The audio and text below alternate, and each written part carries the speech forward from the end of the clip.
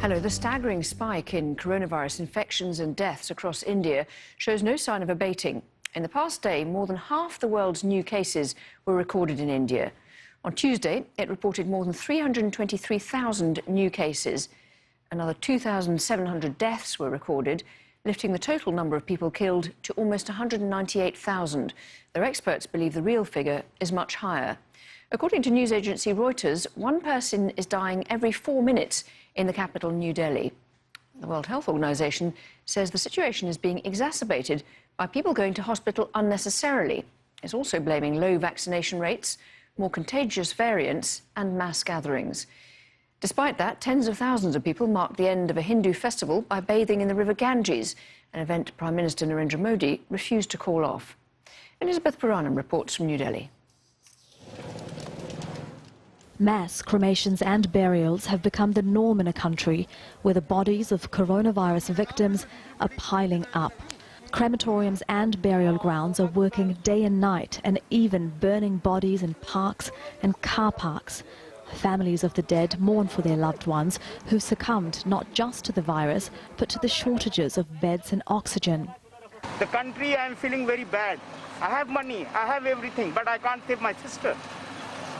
Because no bed, nothing like that. No gas, no oxygen, no bed. Where we can do, where we can go. International aid has started arriving, but family members of the sick are still lining up to find oxygen wherever they can. They say the government should have been better prepared. If this would have happened like last year, then it would have been okay. Nobody knew about it. But they got a year and they wasted it completely on election rallies and all the other stuff. So it's heartbreaking, but we don't have any other options. The World Health Organization said nowhere is the situation worse than in India. India is really heartbreaking, as the Director General has said, and the exponential growth that we've seen in case numbers is really, truly astonishing. We have seen similar trajectories of increases in transmission in a number of countries. It has not been at the same scale, and it has not had the same level of impact and burden on the healthcare system that we've seen in India. The World Health Organization also said mass gatherings contributed to India's surge in cases. But despite the rapid spread of the virus, Hindu pilgrims gathered again in the northern town of Haridwar for the Kumbh Mela festival. The government has been criticized for allowing large religious and political gatherings to go ahead.